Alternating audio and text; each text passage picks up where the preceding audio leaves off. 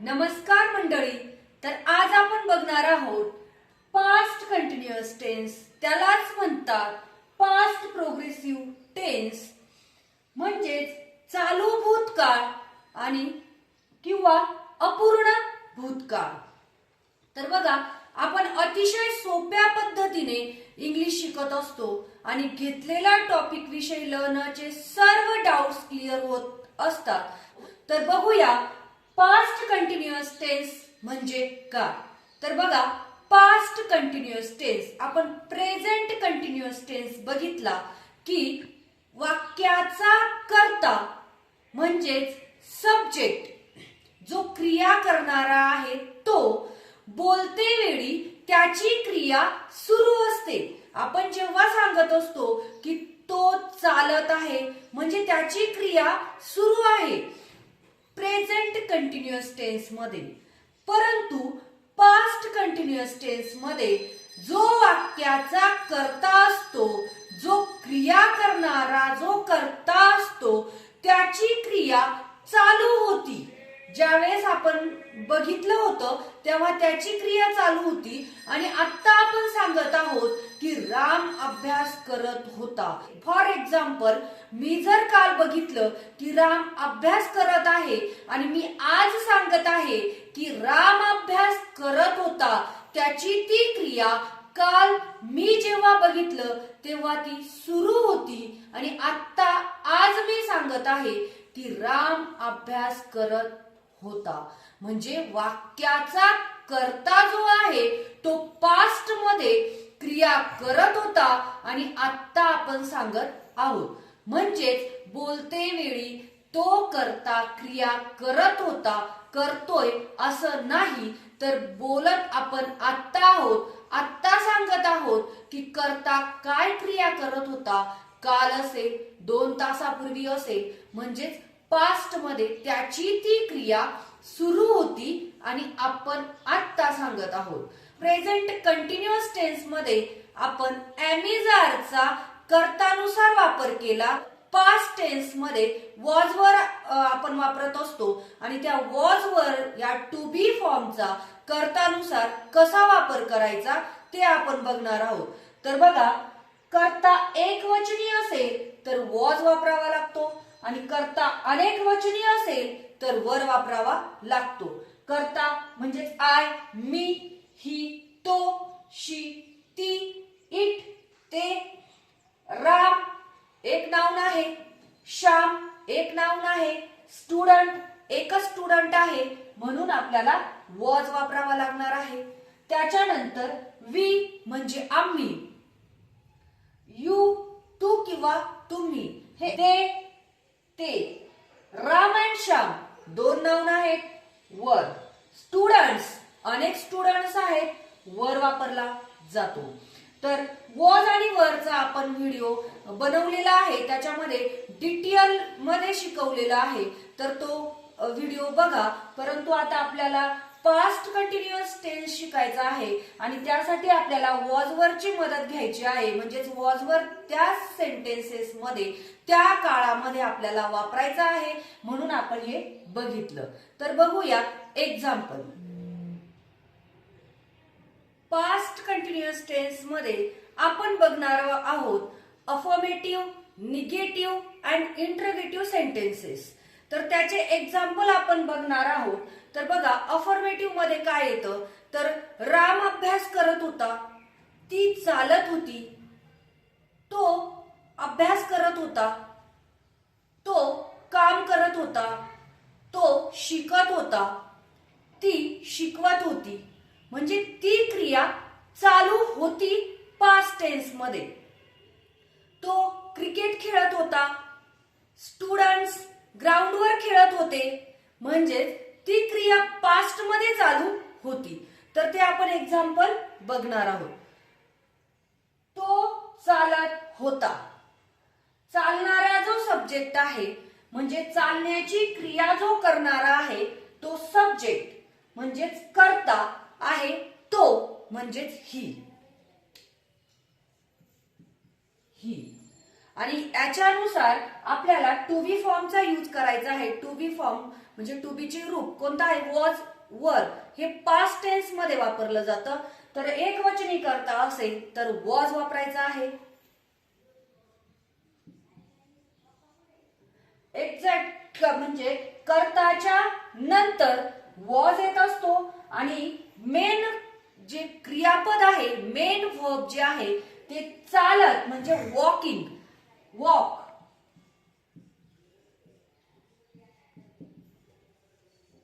Walking म्हणजे main वर्बला आयएनजी लावायचा आहे.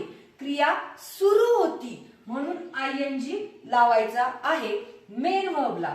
आणि म्हणजेच वाक्याचा कर्ता 1 नंबरला, त्याच्यानंतर टू बी फॉर्म 2 नंबरला, कर्तानुसार वॉज वरचा वापर आणि त्याच्यानंतर वॉज वर नंतर मेन वर्ब विथ आयएनजी. आम्ही बोलत होतो. बोलण्याची क्रिया चालू होती पास्ट टेन्स मध्ये.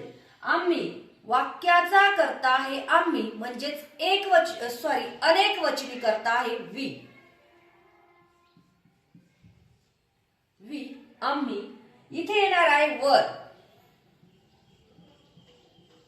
कर्ता अनेक वचनी असेल तर वर वी वर. बोलण्याची क्रिया होत होती टॉकिंग टॉकिंग. मेन वर्बला आयएनजी. ती इंग्रजी शिकत होती. आता इंग्रजी शिकणारी शिकण्याची क्रिया करणारी आहे ती. वाक्याचा कर्ता आहे ती शी. आणि या कर्तानुसार वॉज वर म्हणजेच वॉज येणार आहे 2 नंबरला. आणि काय क्रिया करत होती ती शिकण्याची. शिकत होती म्हणजे लर्निंग. लर्निंग म्हणजे लर्न शिकणे आणि त्याला आयएनजी लावला ती क्रिया सुरू होती. आयएनजी लावल्यानंतर आपल्याला समजतं. आणि आयएनजी आणि कर्तानुसार वॉज वर फार इम्पॉर्टंट 2 नियम आहेत ते महत्वाचे आहेत. शी वॉज लर्निंग आणि काय शिकत होती इंग्रजी शिकत होती इंग्लिश.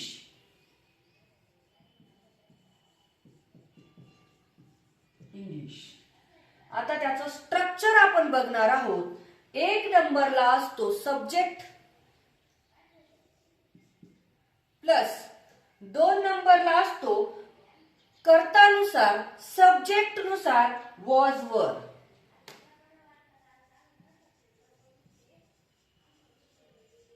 वॉज वर प्लस 3 नंबरला असतं main verb first form of verb आणि त्याला आयएनजी.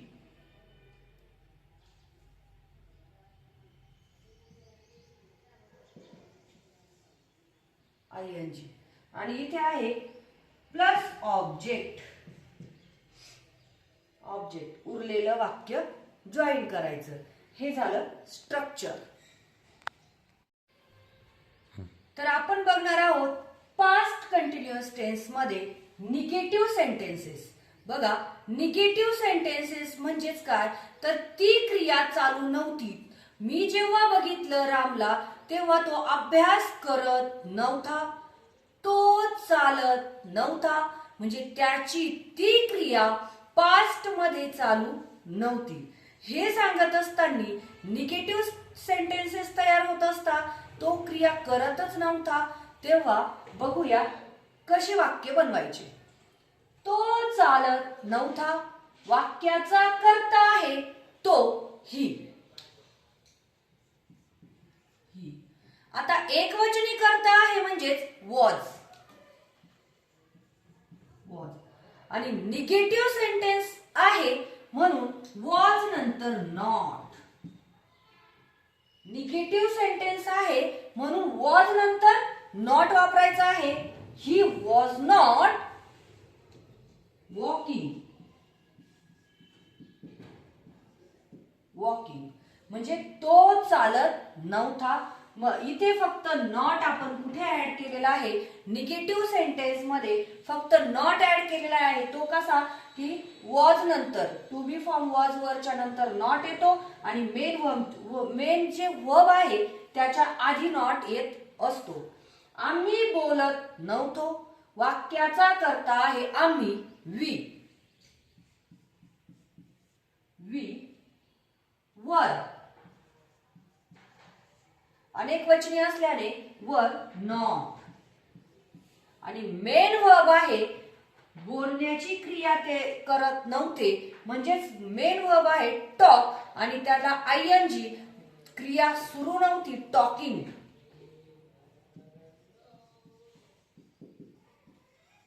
Talking. We were not talking. ती इंग्रजी शिकत नव्हती, वाक्याचा कर्ता आहे ती, शी. शी वॉज नॉट, कर्ता आहे एक वचनी म्हणून वॉज नॉट. Was not. आणि काय क्रिया करत नव्हती? शिकण्याची, learning. Learning. Was not learning English.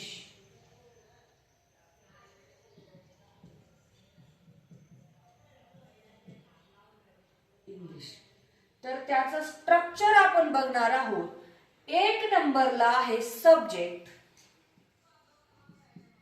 Plus was not किंवा वर नॉट.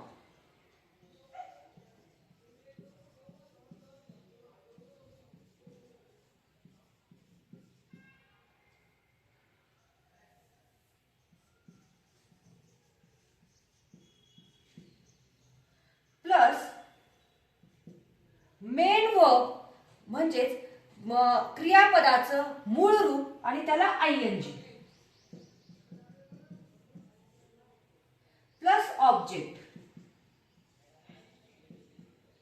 आता वॉज नॉट आणि वर नॉटचं कॉन्ट्रॅक्शन येत असतं वॉजंट, असंही लिहू शकतात. वॉज नॉटच्या ऐवजी वॉजंट, वरंट. वरंट. तर हे आहे स्ट्रक्चर. तर आपण बघणार आहोत पास्ट कंटिन्युअस टेन्स मध्ये इंटरोगेटिव्ह म्हणजेच एस्नोटाइप क्वेश्चन कसे बनवायचे, म्हणजे प्रश्न कसे विचारायचे, कसे बोलायचे किंवा लिहायचे. तर बघा, तो चालत होता का, म्हणजे तो जो कर्ता आहे तो पास्ट टेन्स मध्ये ती क्रिया करत होता का किंवा त्याची ती क्रिया चालू होती का, हा प्रश्न आपण समोरच्याला विचारतो. आणि हा प्रश्न तयार करण्यासाठी आपल्याला काय करावं लागेल ते बघूया. तो चालत होता का, पास्ट टेन्स मध्ये तो ती क्रिया करत होता का, हा प्रश्न आपण विचारतोय. त्याचं उत्तर यस किंवा नो मध्ये येत असतं, म्हणून त्याला एस्नोटाइप क्वेश्चन सुद्धा म्हणतात. तो चालत होता का. आता वाक्याचा कर्ता तो आहे, वाक्याचा कर्ता एकवचनी आहे, म्हणून त्यानुसार आपल्याला वॉज वरचा उपयोग करावा लागतो. आणि तो वॉज वर प्रश्न तयार जेव्हा आपल्याला करायचा असतो तेव्हा एक नंबरला घ्यायचा असतो, म्हणजे एक नंबरला येणार आहे वॉज. वॉज. ही कर्ता दोन नंबरला. वॉज ही चालत होता का, वॉकिंग.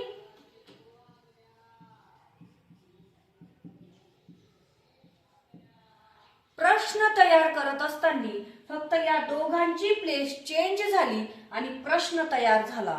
वॉज एक नंबरला आला आणि ही दोन नंबरला गेला सब्जेक्ट. आम्ही बोलत होतो का, तर इथे कर्तानुसार कर्ता अनेक वचनी आहे म्हणून वर एक नंबरला, were we. Were we. Talking बोलत होतो का,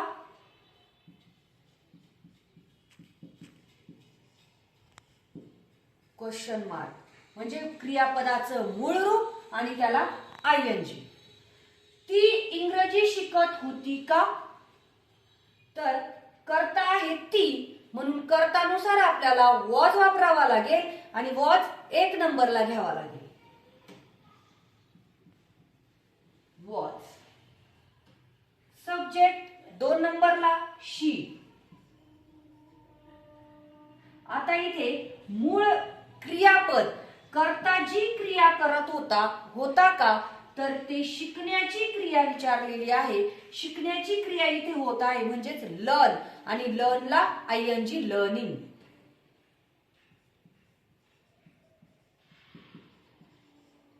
लर्निंग इंग्लिश.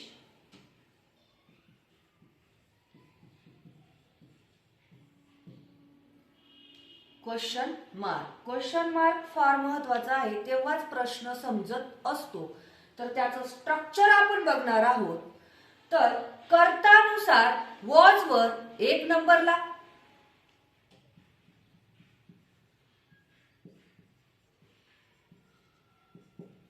प्लस सब्जेक्ट म्हणजे वाक्याचा कर्ता, प्लस क्रियापदाचं मूळ रूप फर्स्ट फॉर्म ऑफ वर्ब आणि त्यालाच ING,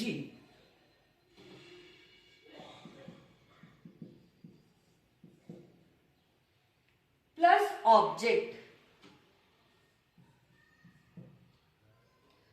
हे आहे इंटरोगेटिव्ह सेंटेन्सेस. इंटरोगेटिव्ह सेंटेन्सेस कसे तयार करायचे, कसे बोलायचे पास्ट कंटिन्युअस टेन्स मध्ये, त्यालाच एस नो टाइप क्वेश्चन सुद्धा म्हणतात. याचं उत्तर आपण एस और नो मध्ये देऊ शकतो. म्हणून तर बघा, आपण कोणताही टॉपिक असो त्याचे सर्व डाउट्स क्लिअर करतच असतो, आणि आताही तुमचे सर्व डाउट्स क्लिअर झालेच असतील अशी अपेक्षा करते. आणि व्हिडिओ आवडला असेल तर व्हिडिओला लाईक करा, शेअर करा आणि चॅनलला सबस्क्राईब करा.